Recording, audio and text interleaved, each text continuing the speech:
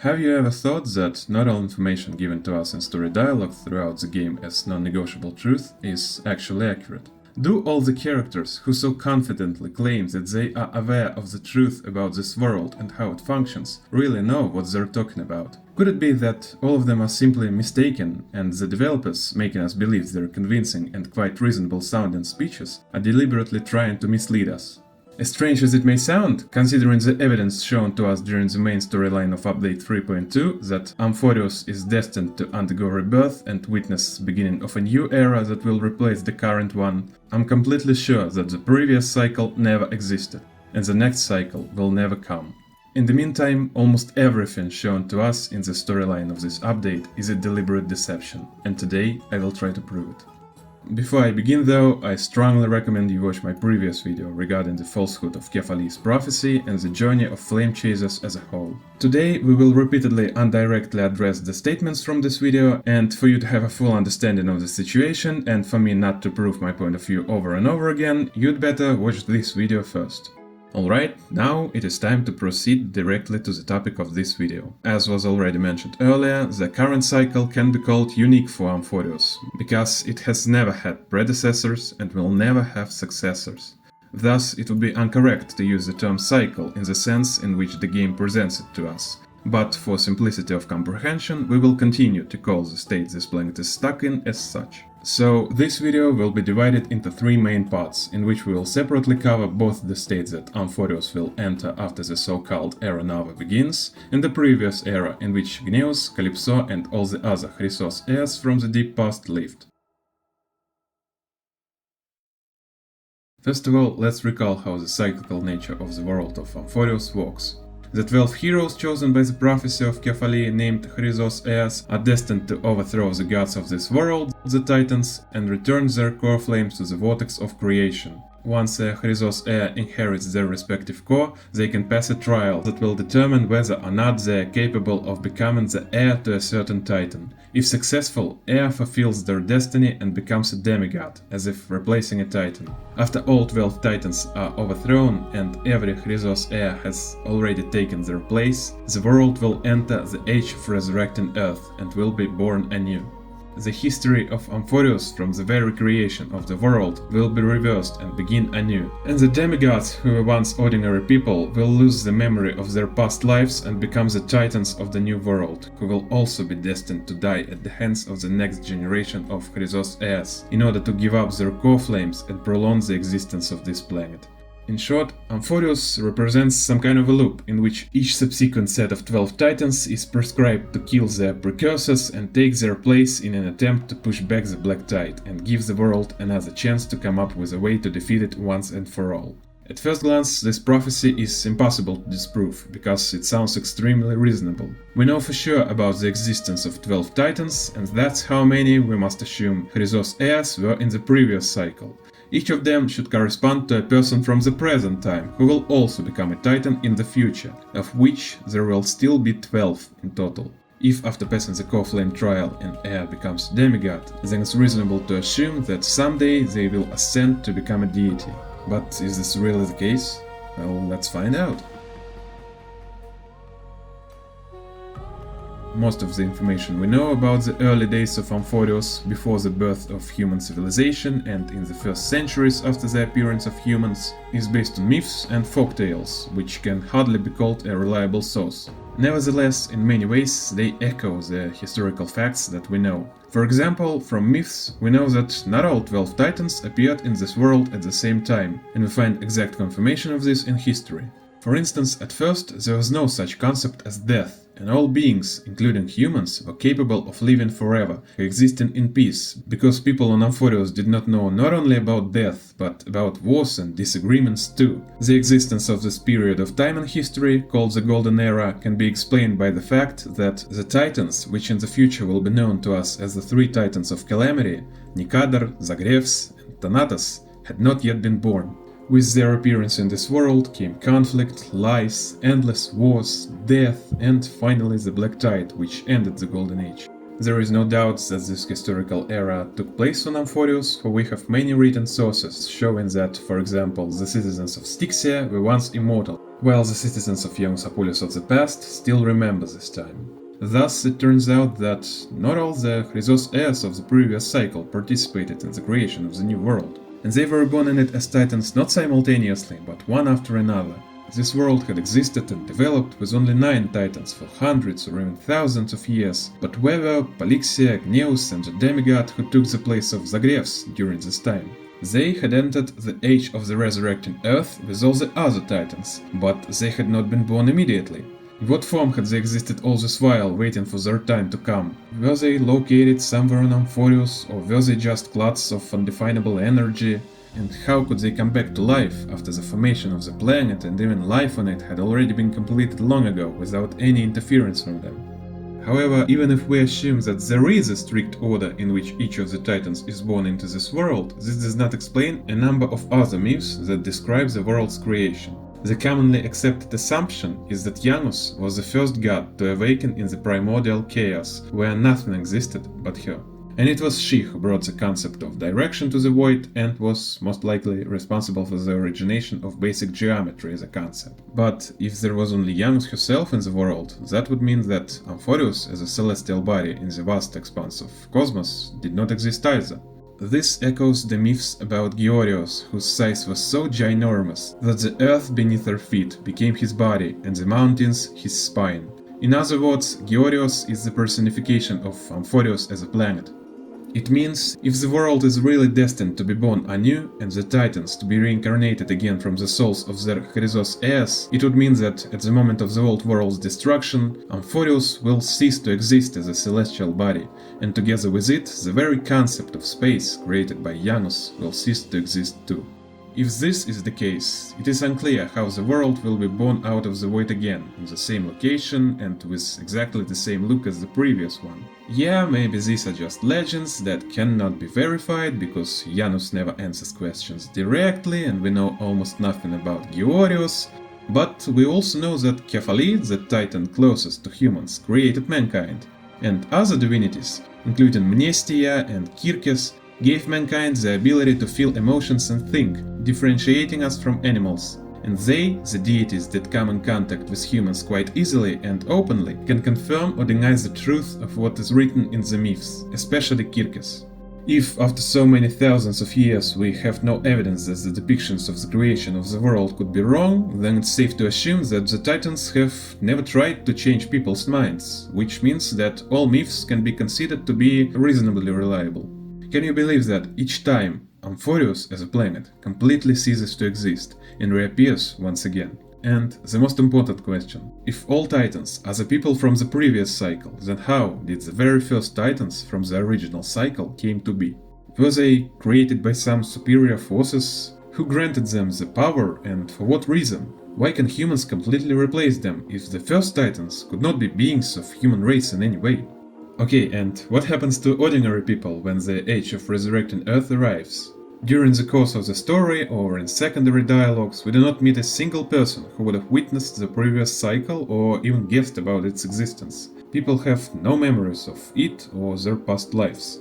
At the same time, Kephale's prophecy says that only one person will see the birth of the new world, meaning that all others will likely perish and be sent to the afterlife to wait for Amphoreus to be saved. But if Thanatos had not yet appeared in the world at the time of the birth of the human race, how could Kephale have access to her domain and extract the souls of humans from it? And why, after the world is completely reborn, with nothing from the previous cycle preserved, are there still human souls in the domain of death, ready to be reborn? This can only be possible if the age of resurrecting Earth is nothing more than an imitation rather than a real passage of Amphoreus into a new cycle, because otherwise the afterlife would simply not exist until a certain point in time, let alone retain those who once lived in another world. On the other hand, Anaxagoras believes that people in the new world will retain their soul, but not their appearance, and will be reincarnated as different individuals. So both he and the other Chrysos heirs in the previous world were just ordinary people with different names and appearance, and they probably never even meet each other. And in 2 more cycles, after they as Titans will be overthrown by another generation of flame chasers, they will be reborn as ordinary people once again. He puts his hopes in Phaenon, who, being a perfect Chrysos heir and taking Kephale's place in the new world, will retain his memories of the past and will be able to use them to replicate people from the previous reality. But this scenario can also be questioned quite easily. Let's say that Phaenon will be able to bring back to life those whom he knew personally, that is, some part of the population of Ohima. But what about those inhabitants of Amphoreus whom he had never seen? Okay, maybe by inheriting Kephale's core flame, the Chrysos heir acquires a memory about all the people currently alive in the world to resurrect them in the future. But what about the people who lived for millennia before Phaenon himself was born? The ones who saw the Golden Age and have long since died? If the Deliverer can somehow retain his memory in the new cycle, how will he bring back to life those who he simply never saw? Anaxa is wrong. Humans are not reborn in the new world. The new humanity simply replaces the old one, and those who died at the dawn of the age of resurrecting Earth will never come back to life again. Now it is time to talk about the previous cycle. If we look at all the evidence given to us regarding its existence, it starts to seem inconsistent and artificial, as if someone faked the history of Amphoreus to convince us, or the flame chasers, of the cyclical nature of this world. There are plenty of examples of this, and I'd like to look at the most obvious one first. After Polyxia successfully passed the trial of co-flame of Thanatos in the past, she became a demigod, destined to take the place of the Hand of Shadow in the next cycle. Reborn, she retained the memories of her past, and went against the very essence of the Titan of Death to bring back to life her sister, who had sacrificed her life for the sake of Polyxia's ascension in the last cycle. Thanatos refused to fulfill her duties under the laws of Amphoreus and even sacrificed her physical embodiment, the dragon Pollux, in order to be able to resurrect Castorice.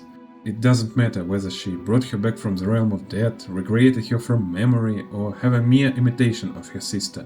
What matters is how she retained her memories from the last cycle. After all the Titans, except Kephale, on whom Anaxa rests his hopes, must have completely rejected their human nature and any memories from the previous cycle. Gneos, during the main storyline of 3.0, only remembers that he is one of the 5 parts of Nicator after he finds a pile of his own bodies in the room where his soul was split, and draws a logical conclusion that he is the Titan of Strife. Kirkis, to the very end, is skeptical of the possibility of having existed in human form in the previous cycle, and only remembers the name, Calypso, without even knowing it belonged to her. Why was Castorice's sister an exception? Recalling Anaxa's words that in the new world each person would be given a new form by being reforged by Kephale, one cannot help but notice the striking similarity between our Castorice and Polyxia's sister from the previous cycle. Not only was she able to pull Castorice out of the death realm of the previous cycle, but also replicated her exact physical appearance. But could Thanatos have such abilities? And if the Titan of Death really does retain her memories, why had she never once called the girl she met after millennia of separation by her real name? She carefully avoided addressing her heir directly by the name and drew a clear line between her actual sister and Castorice, as if she had nothing to do with her. Could it be that she isn't aware of how she should call her supposed sister because Polyxia as a person simply never existed, and what Castorice is seeing is just a dummy, designed to dismiss all the doubts and hesitations that she still had, and ensure that she fulfills her destiny and brings back the Titan's core flame by all means? I'm getting a bit ahead of myself here though. A number of questions also arise with Gneos. After accepting the demigodhood of Strife, he split his soul into several shards so that his physical shell could become immortal, just like what Mideima's father, the king of Kremnos, did to Nicator in the current cycle. We will not speculate on why Nicator of the past decided to gain artificial immortality at the cost of his sanity, most likely to resist the onslaught of the Black Tide. Let's instead think about this. He divided his soul in the very heart of Castrum Kremnos, in the same room in which his soul is reassembled by us for the last stand of Nicator. But in the previous cycle, the exact same Kremnos, as we know it, was not supposed to exist. In a minor combat event in 3.0, we learn that Kremnos was founded by a tribe of warriors who wished to form an alliance with Nicator and fight alongside him. After the foundation of the polis, inheritance of the throne was held on the principle of the strongest. He who killed the king had the right to take his throne. By the way, contrary to popular belief, the first ruler of Kremnos was not Medea's mother, but a woman with the same name, and that's why there is a belief in Kremnos that the son of Gorgo will be crowned in blood. Every new king, her distant relative, will be destined to kill his father. But the fragments shown to us do not once mention Reborn, Medeiros, or any other king of Kremnos, and with that we can assume that the story in the previous cycle went the other way. Furthermore, Kremnos is a wandering polis, always following after Nikadar's march through Amphoreus and changing both its location and presumably appearance. And yet, returning to Kremnos of the past, we find the soul-splitting room in exactly the same condition as it was in our cycle, in exactly the same Kremnos, with exactly the same tools that we used to split Nikadar. Does it mean that the events that led up to the founding of this polis were completely repeated? But how is this possible if the people of the previous cycle are different from those in the current one, both in our theory and Anaxa's beliefs? Kremnos simply shouldn't exist in these memories. Plus, Gneus presents this information about immortality as if it's his own idea that he came up with as the best outcome. So, in his cycle, Nikadar was mortal? He didn't replicate his fate, but rather initiated the immortality of future Nikadar himself? If the story is cyclical, that means that Medeiros would also have to split his soul. But why would he do that if he's already immortal? Finally, how could Anaxagoras in general see the memories of the Chrysos heirs of the past era? If the world is being reborn and none of the mortals, including even the titans themselves, remember that there was once a previous cycle, well, because everyone dies during the rebirth of the world, then where did the souls of the heirs, who supposedly became titans, come from? First of all, they have already become titans, in the meantime saving their human shell and their own character. So there can't be a ghost of them as humans, simply based on the fact that they did not actually die, but rather have taken a different, non-human form. They are still alive to some extent. Secondly, if the world is being born anew without even a trace of the past titans and humans, how did the ghosts from that cycle persist? Again, the ghosts of humans who live on in the current cycle in the form of titans. Anaxagoras suggests that everything he saw was a memory of Chaos, the heir to the throne of all worlds from the previous cycle. But there are a number of doubts about this claim. While the first shown to us meeting of the remaining Chrysos heirs takes place, Chaos passes the trial of Kephale, so he's not being physically present in this reality. When Gneus and the Sisters of Death pass their respective trial, Chaos is once again not present in the vortex of creation, unlike, for example, Calypso, which suggests that he may have already left and taken Kephale's place. That is, he couldn't have seen everything that was going on at the time of his ascension to demigod status. And lastly, the final point I'd like to discuss about the previous cycle is Oronyx. The Titan of Time, after inheriting divinity in the last cycle, for some reason did not look into the future to see where the journey of the Flame Chasers would lead them. In this cycle, she's clearly suffering and wants to just die as soon as possible, because she can't stand being a Titan anymore. So why hasn't she looked at what the future holds for her? Sure, she could hardly look into the next cycle and see that she is destined to become the god of the new world, but she could certainly predict the future of her present Amphoreus until the moment all 12 core flames are sacrificed, and see that their planet will simply cease to exist and everyone who once lived on it will be destroyed for a rebirth that she as a human will not even be able to see. Remember, my main argument for the falsehood of Kephale's prophecy was based on the words of Oronyx. In this discussion, she also plays no small part. So, why did she not foresee her own future and the suffering everyone will go through? Maybe that's because the previous cycle itself never existed. Now let's briefly go through the arguments in favor of the next cycle never happening either. The simplest argument comes from the gameplay perspective. Kiridra, Gisilians, and the supposed Chrysos heir of Georios will definitely be playable in the future.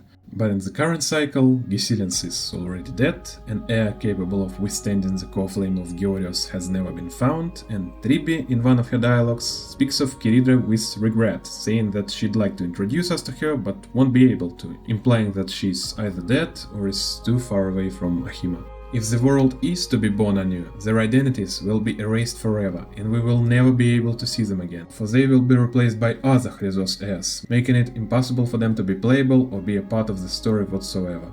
Now let us proceed to the lore evidence. First, contrary to the prophecy, no heroes capable of overthrowing Georius and Onyx and taking their place have yet been born in this cycle. And given that Amphoreus is almost completely consumed by the Black Tide at the time of our arrival, this world would not have had enough time to raise two eligible Chrysos heirs, kill their respective titans, pass their trial, and achieve demigodhood alongside the other 10 flame chasers.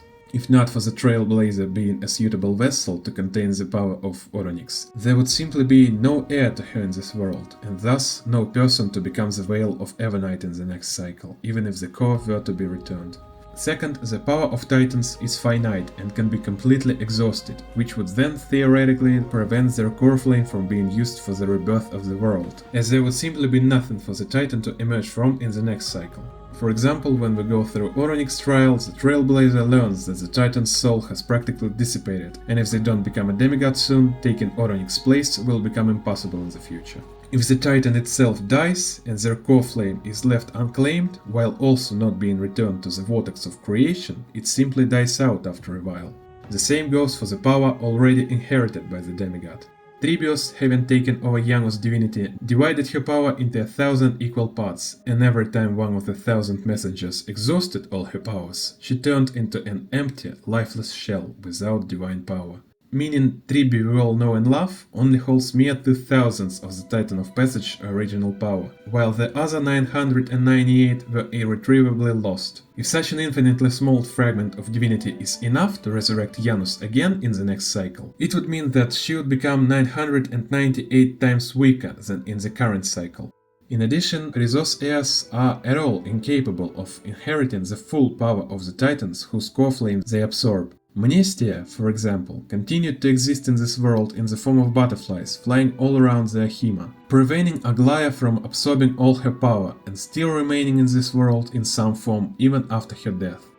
As each cycle passes, the Titans of Amphoreus grow weaker and weaker, for a fraction of their power always remains in the previous world. If Amphoreus is indeed reborn, after how many cycles will a number of Titans simply not have enough strength to be resurrected again? When will the combined remnant power of Janus, who lost 99% of her current power in this cycle, become too small for her to be revived? Gisilians is dead, Kiridra's fate is unknown. Anaxa died after sacrificing his core flame, but before passing Kirke's trial and achieving demigodhood. The Chrysos heir of Georius is still missing, and we simply don't have enough people to pass the Thanatos trial in the next cycle if its rules remain unchanged. Castorice sacrificed her mortal body in the previous cycle, and Polixia sacrificed her divine shell in this cycle, leaving us with only one of two sisters in 2 cycles. As of now, we just don't have enough flame chasers to renew Amphoreus. We should also remember that the birth of one of the Titans, Mnestia, was a sheer accident. According to the myths, she was once an ordinary mortal maiden who fell unrequitedly in love with the Titan of Reason. After she died, Kirkes began to miss the one she had previously ignored, and did everything in her power to revive Mnestia. She even sacrificed a part of herself so that her beloved one would gain immortality and be with her forever. And so, Mnestia was reborn as the Titan of Romance. Given that Kirkes apparently never denied the accuracy of this myth, the rebirth of Chrysos heirs into Titans would make such a course of history impossible, for in that case Aglaia would have to be resurrected in the future Amphoreus as a mortal, die again, wait for Anaxagoras or anyone else who will take his place to make a decision and become a god containing a fraction of Kirkes' own power. This just sounds strange given the heirs' sincere belief that they would become Titans immediately at the birth of the new world. And lastly, we should not forget about the Flame Reaver of the Deepest Dark. The commonly accepted belief is that he is Phaenon, from either the past or the future, but if the history of Amphoreus was indeed cyclical, he should not exist, because in the past cycle a man with this name would not have been born, and his place as a Chrysos heir was taken by a completely different hero, Chaos. Likewise, Phaenon could not appear in the future, because in the next cycle he would become Kephale, and in all the subsequent cycles, if he is to ever be reborn again, he would have a completely different personality, unrelated to Phaenon. Therefore, the Flame Reaver is an anomaly, impossible within the concept of a cyclical world. Oh, and also, in the book As I Have Written, the main character did not take the place of the Titan of Time after becoming a demigod, unlike other Chrysos heirs, which tells us that soon someone else will take our place, and this obviously will be Kirini. So there is no way we can become a Titan of the New World, a point hinted at the book which has already spoiled too much aspects of the plot.